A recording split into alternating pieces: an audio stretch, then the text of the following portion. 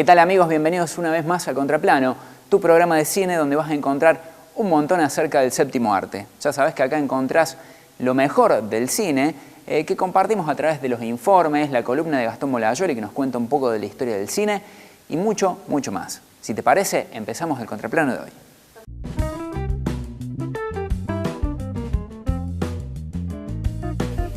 No sé ustedes, pero cada vez que veo esta película me vuelvo a asustar como la primera vez. Estoy hablando del Proyecto Blair Witch. Cada tanto aquí en Contraplano la revisitamos y ahora vamos a ver este informe en donde contamos cuáles son aquellos mitos y verdades sobre esta película que tanto miedo nos dio en la década del 90. Lo vemos. Las películas de culto marcan un antes y un después en el género, y algunas más que otras. En 1999, una película aterrorizaba a hombres y mujeres del mundo entero. La historia, supuestamente real, de 3 jóvenes que se habían perdido en los bosques de un pueblito en Estados Unidos. Pero ¿qué es verdad y qué es mentira del mito de Proyecto Blair Witch? En Contraplano te contamos más. Los actores de Blair Witch estuvieron desaparecidos un tiempo. Falso. Los actores sí fueron alojados en el bosque los 8 días que duró la película, pero tenían todos los cuidados necesarios para poder subsistir, incluidos equipos con GPS para que no se perdieran. La campaña de publicidad de Blair Witch se aseguró de que la gente pensara que los jóvenes habían muerto, y la madre de Heather Donahue incluso recibió cartas de pésame. Los actores de Blair Witch no sabían casi nada de la película. Verdadero. El guión de la película era de 35 hojas y no contenía ni una sola línea de diálogo. A los actores se le dieron leyendas sobre la bruja del bosque e indicaciones sobre sus personajes, cómo debía ser la historia y nada más. Sus actuaciones, incluidos los diálogos y sustos, fueron totalmente improvisados. La bruja de Blair fue inventada por los productores. Falso. La película está basada en una historia real. En 1985, los niños del pueblo de Blair acusaron a sus padres que una mujer llamada Ellie Kedward los había llevado a su casa y les había extraído sangre. Acusada de brujería, Kedward fue abandonada en el bosque, atada a una carretilla. Años más tarde, los niños del pueblo, comenzando por quienes habían acusado a Kedward, desaparecieron misteriosamente y jamás fueron encontrados. Temiendo una maldición, los ciudadanos huyeron del pueblo, que luego se refundó como Burkittsville. El rodaje fue un infierno para los actores. Realidad. Nada sobrenatural sobre esto, pero el rodaje sí consistió en dejarlos solos durante 8 días en el bosque, sugestionados por las historias de brujas que les habían contado. Los elementos introducidos por la producción, como las risas de los niños, no fueron guionados y asustaron realmente a los actores. Para aumentar la sensación de desesperación, los directores Daniel Myrick y Eduardo Sánchez reducían la cantidad de provisiones diarias que les enviaban a los actores. La película descomponía a los espectadores. Realidad. Mientras se proyectó en cine, en promedio un espectador por función se levantaba de su asiento descompuesto y pedía que le devolvieran su dinero. Esto no tenía tanto que ver con un hechizo que se le atribuyó a la cinta, sino que los movimientos de cámara, innovadores para la época, generaban esa sensación de mareo.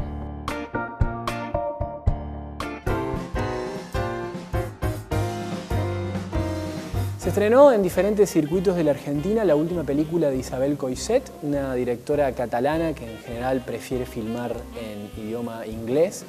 Se llama La Librería, está inspirada en la novela de Penelope Fitzgerald, una novelista británica, y cuenta la historia de una mujer interpretada por Emily Mortimer, una actriz que quizás no la conozcan tanto a partir de su nombre, pero que cuando vean el tráiler la van a identificar seguramente por películas como Match Point o como La Invención de Hugo Cabret. En esta ocasión la actriz interpreta a una mujer que luego de perder a su marido en la Segunda Guerra Mundial decide irse a vivir a un pequeño pueblo y poner allí una librería. Esa decisión, que en principio puede ser inocente, genera rechazo principalmente en una mujer que es muy poderosa dentro de la localidad y que tenía otras ideas y otros proyectos en relación a la casona que el protagonista compra para poner este negocio.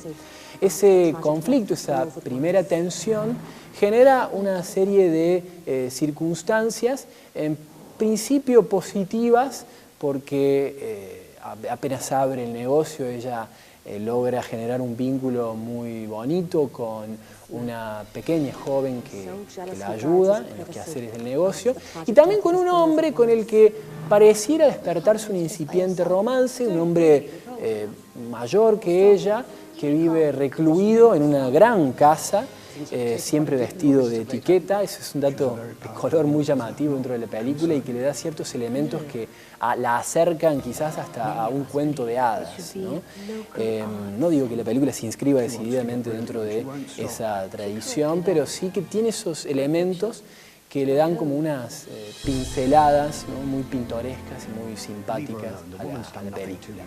Poco a poco la historia se va enrareciendo, se va oscureciendo y no voy a contar mucho más, pero la decisión aparentemente o en principio inocente de esta mujer se va volviendo cada vez más difícil de sostener y de sobrellevar. Es una de esas películas que por sus pretensiones artísticas puede parecer pequeña, definitivamente no es pequeña en función de sus pretensiones comerciales, quizás no tanto comparada a los grandes tanques de Hollywood, pero sí teniendo en cuenta que hay como un circuito que permite que estas películas se vean y se sostengan en el tiempo. Es, en definitiva, placentera, no asume muchos riesgos, es fácil de ver y si se acercan y le dan una oportunidad, pueden pasar un buen momento. Se llama La Librería, es de Isabel Coixet y está protagonizada por Emily Mortimer. Well, there's life, there's hope. God, what a horrifying thought.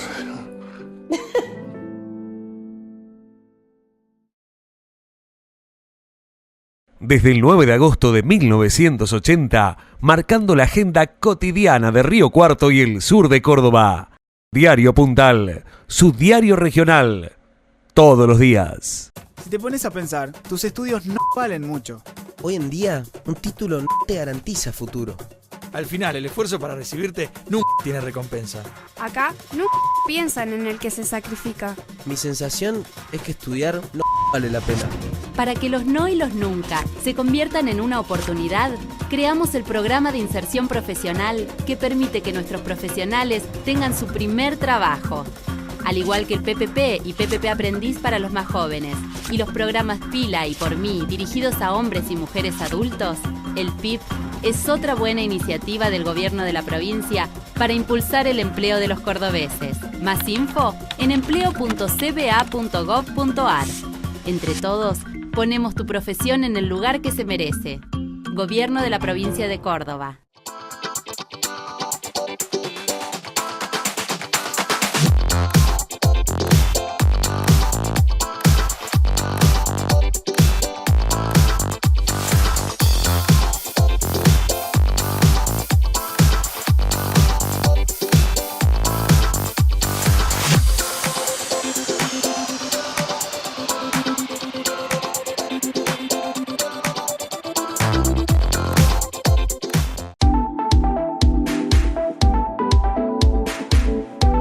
En este momento estamos recibiendo el Consejo Deliberante de Río Cuarto.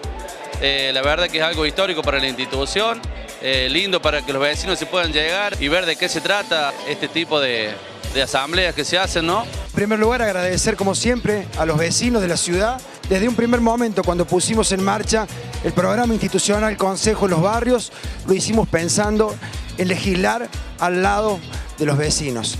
El Consejo tiene que sesionar en los barrios. Me parece una buena apertura hacia los vecinos, hacia la comunidad. Y ayer salimos a invitar gente y la verdad que la respuesta fue muy positiva y estaban muy contentos. Y más en este barrio tan lindo, tan popular como es el barrio Alberdi. La verdad que es muy importante, una experiencia con los vecinos, en donde el Consejo debe estar en el territorio.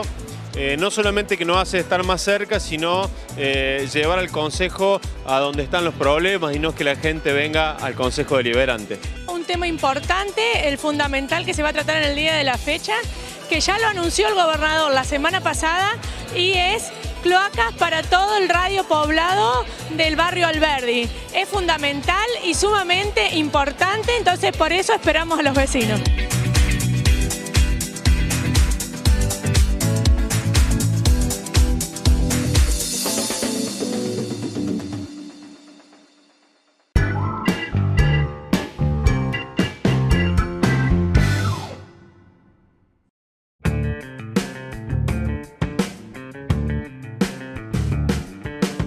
El protagonista en una película es quizás el elemento más importante sobre el que recae la mayor parte del peso de una película. Los hay buenos, los hay malos y también matizados. A continuación, en este informe vas a conocer a aquellos protagonistas que a nosotros desde Contraplano más nos conmovieron, más nos hicieron sentir orgullosos y por supuesto también tener miedo. El cine tiene estrellas memorables y personajes que duran para siempre. Los protagonistas, buenos o malos, son los principales responsables de que la historia se desarrolle en una película. Si hace rato que miras Contraplano, sabés que La Naranja Mecánica y El Resplandor nos gustaron mucho. Pero, ¿qué otros grandes protagonistas del cine nos encantan? Te hacemos una selección para que vos también los conozcas. Norman Bates, Psycho. Norman Bates, el protagonista de esta obra maestra de Hitchcock, prueba que no se necesita ninguna entidad sobrenatural para atemorizar a alguien. Los monstruos reales están en cada uno de nosotros. Anthony Perkins supo ponerse a la altura del desafío de encarnar a este trastornado hombre a quien el fantasma del recuerdo de su madre le obligó a cometer los peores crímenes. Tyler Durden, de Fight Club. En lo que fue quizás una de las mejores actuaciones de Brad Pitt, Tyler Durden nos cuenta el significado de la palabra irreverente. Además de ser un personaje psicológicamente complejo, porta un mensaje de hartazgo hacia el conformismo y el consumismo que vale la pena recordar constantemente. Hannibal Lecter, The Silence of the Lambs. La inteligencia y la maldad van de la mano cuando Anthony Hopkins se pone en la piel de este psicópata caníbal que jugará con la mente de la detective Clarice Starling, otro gran personaje, por cierto. Lecter es quizás uno de los villanos más emblemáticos del cine de suspenso y vivirá por siempre en la memoria de los cinéfilos. Ellen Ripley, Alien. Sigourney Weaver encarnó a la teniente Ellen Ripley y pasó a la historia como una de las heroínas femeninas más valientes de la ciencia ficción. Quizás también podríamos equipararla a Sarah Connor. De hecho, hay grandes debates en internet para saber cuál de las dos heroínas es la mejor. Pero para nosotros, ella representa, además, la decisión consciente de Ridley Scott de otorgarle el protagonismo a una mujer y probar que así no necesita ningún hombre para ser salvada de un alien asesino. Divine, Pink Flamingos. ¿Hablamos de personajes memorables? Divine es el más, pero más bizarro que podemos encontrar en la historia del cine. Y por eso es que se lleva un lugar en esta selección. Siendo la drag queen más desagradable del mundo, Divine defiende su título con uñas y dientes en casi toda la filmografía de John Waters. Su maquillaje característico y formas particulares de ser la convirtieron también en un ícono de la cultura LGBT.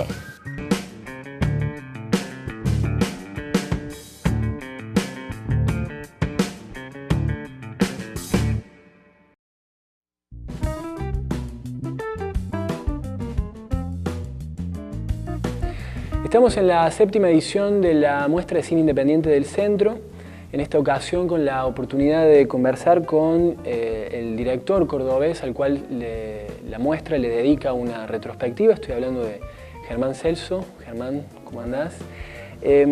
Sucedió algo con el cine cordobés en los últimos años. Hubo como una explosión de películas. Ese nuevo cine cordobés ya después de 10 años ya no es tan nuevo. Y yo quería preguntarte, en primer lugar, si vos te sentís parte de ese fenómeno.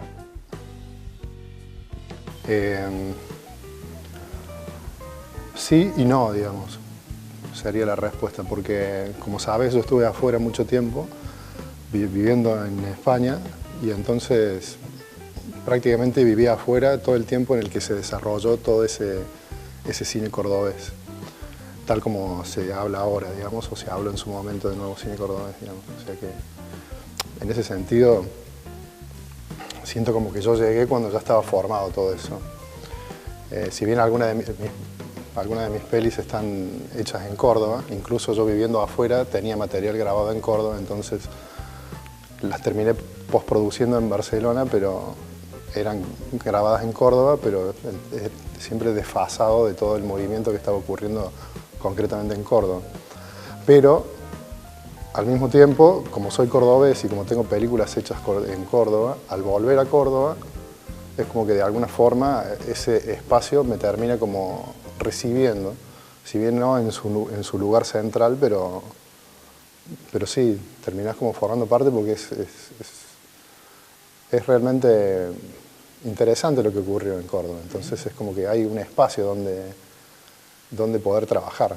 Entonces, y respetan mucho cuando sos de Córdoba, digamos. Si bien hay recelos y todo lo típico de cualquier movida, endogamia y qué sé yo, al mismo tiempo, si sos de Córdoba, te recibe. Como que trata de juntar.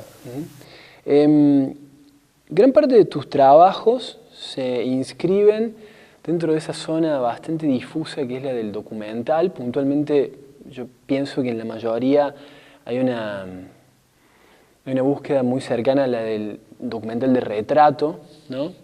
Y en la mayoría de los casos estás solo, estás solo detrás de la cámara, es un encuentro casi interpersonal entre vos y el retratado. ¿Por qué la decisión de trabajar solo y en esta vertiente del documental?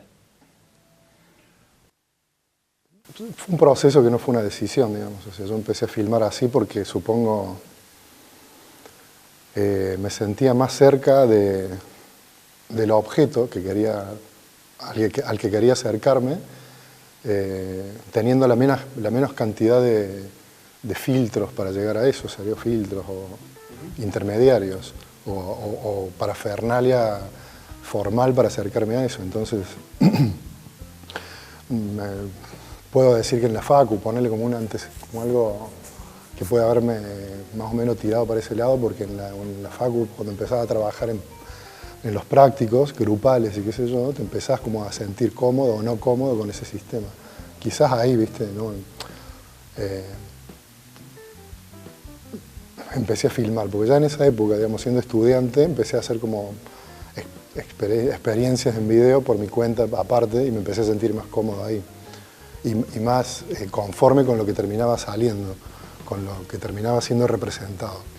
En tus películas, yo diría que hay como una incorrección que atraviesa lo político, pero también lo estético, en el sentido de que es difícil encontrar, o sea, no se ven, por ejemplo, estoy pensando en los trabajos que le dedicas a tus abuelas, no es una película que intente buscar el consenso fácil, de hecho lo viene como a cuestionar, digamos. Ellas, sobre todo tu abuela María Luisa, que perdió a su hijo durante la última dictadura militar, tu papá, no es la típica figura que se construyó en los últimos años en relación, por ejemplo, a las madres de Plaza de Mayo y demás. Ella dice incluso explícitamente que las respeta, pero que no se siente identificada dentro de ese colectivo. Y por otra parte hay decisiones que tienen que ver ya con una corrección estética que hace que se filme como se puede y se filme, digamos, yo digo en un momento, en un texto que escribí sobre la película, como a cara lavada. Yo quiero saber hasta qué punto eso es buscado y hasta qué punto se da de manera inevitable. Y no sabría decir los puntos, los grados en el que está cada cosa, pero sí que trato de equilibrar esos dos puntos, digamos. No sé, en qué, a ver,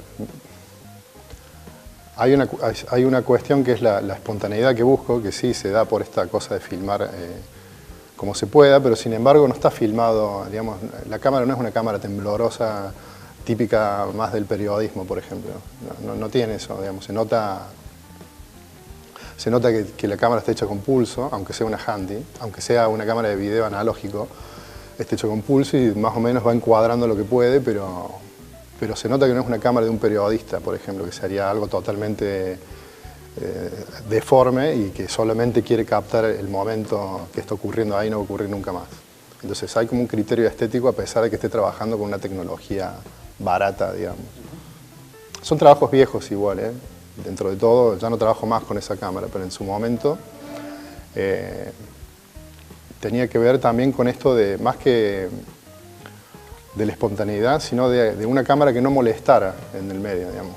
Porque yo venía de trabajar cuando era más años antes con estas cámaras más grandes, las 9000, unas Panasonic que te las ponías en el hombro, y las manejaba y bueno, eso era como bastante más impresionante a la hora de ponérsela delante a alguien. Entonces cuando de pronto ese camarón así se hizo chiquitito, empezó como a servir en esta fluidez que te digo que quiero que tenga en los dos mundos de la ficción y el documental. Digamos. Es una cámara que molesta menos. Somos Bio 4, pioneros en la producción de energía renovable y amigable con el medio ambiente. Una empresa que invierte en generar empleo genuino, impulsando una gran cadena productiva. Bio 4, la energía del maíz. Entre todos, ponemos tu profesión en el lugar que se merece. Lanzamos el programa de inserción profesional, una nueva iniciativa provincial que brinda oportunidades a profesionales cordobeses para acceder a su primera experiencia laboral.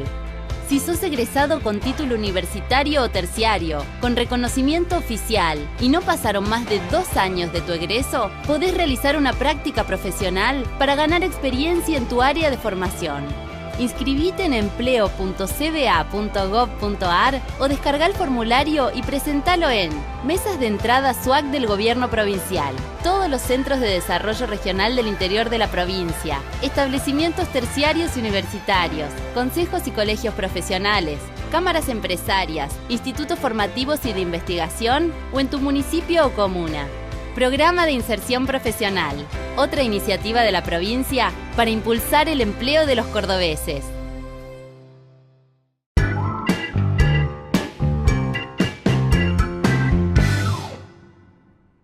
Lo voy a resolver. Lilita, más allá del resultado, ¿qué considera, qué legado queda la discusión que hoy se está registrando acá en Diputados? Bueno, la decadencia cultural de la Argentina impide el debate. Acá hay partidos, no hay debate. Y yo estoy en contra de todos los extremos. Sí, bueno, pero Messi también. Cuando hablamos del clan Messi, cuando hablamos del clan Messi, él lo sabe jugar. Cuando hablamos del clan Messi, es de un clan despreciativo. No puedes entrenar, no puedes entrenar. Lo que vos querés hacer, no puedes, porque si estás en el grupo de ellos, de los 4 que van corriendo.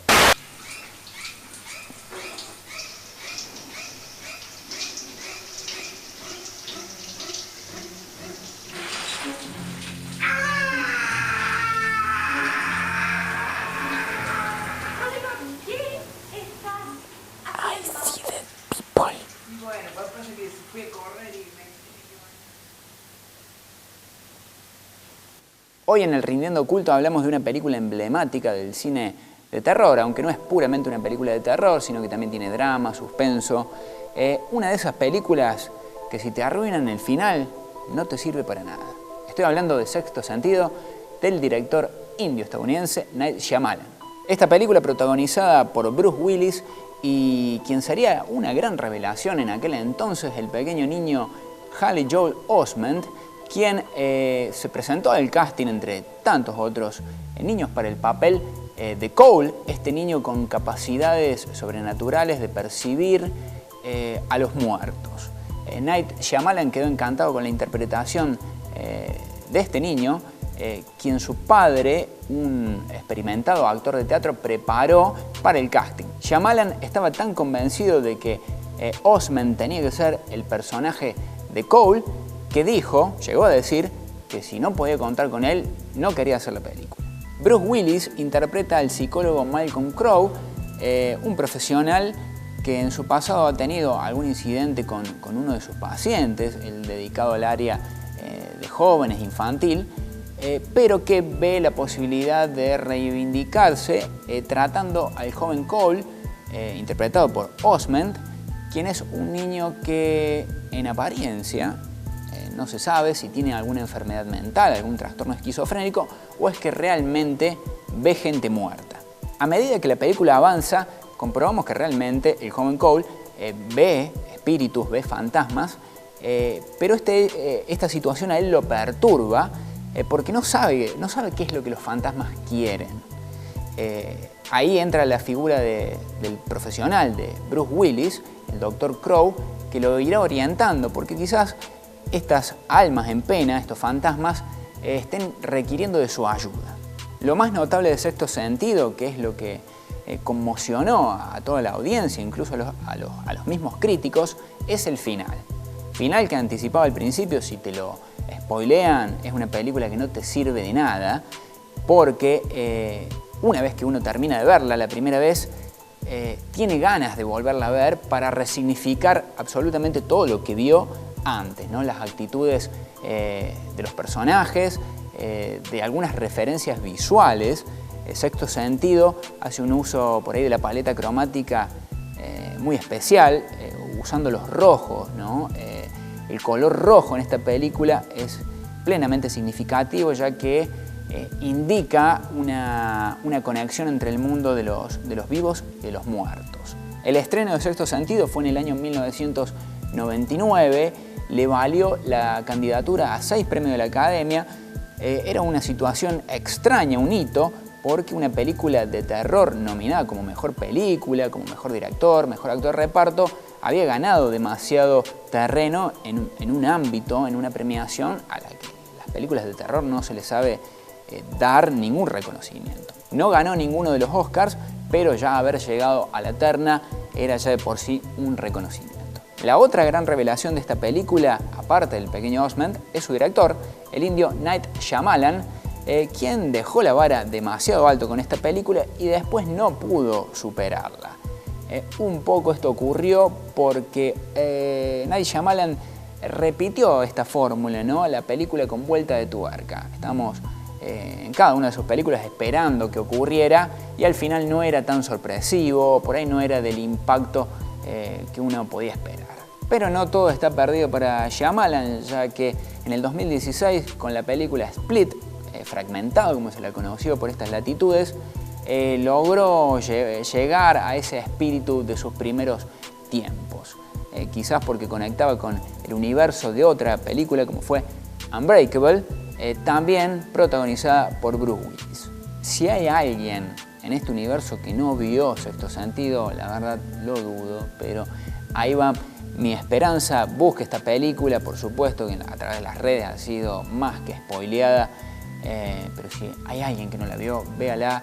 Es una película de terror, es también sensible, llega al alma y se puede ver al pequeño Osment haciendo una interpretación soberbia como niño estrella que fue en aquel entonces. Vean por favor amigos este clásico del cine de terror moderno, como fue Sexto Sentido con Bruce Willis, dirigida por Night Shyamalan. I think that they know that you're one of these very rare people who can see them, so you need to help them. What if they don't want to help? I don't think that's the way it works. How do you know for sure? Is anyone there?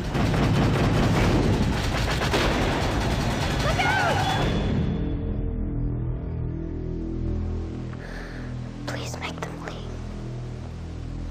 I'm working on it.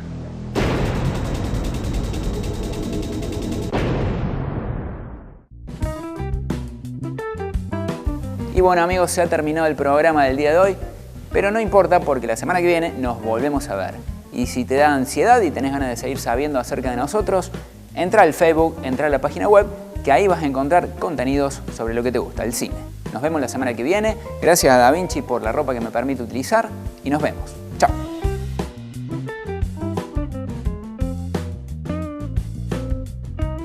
¿Qué sé yo? A mí, yo cuando veo una estrella de Hollywood, un niño de estrella de Hollywood y le va mal, después yo me siento un poco bien, ¿o no, Constanza? Yo voy a contar la anécdota de cómo me cagué en Sexto Sentido. Y a continuación, mi compañero de los suntuosos pectorales, Gastón Molayoli, te hace sentir menos fracasado. Mirá, él estuvo en Hollywood, mira cómo le fue. A vos también te la cagaron. A mí no me fue tan mal.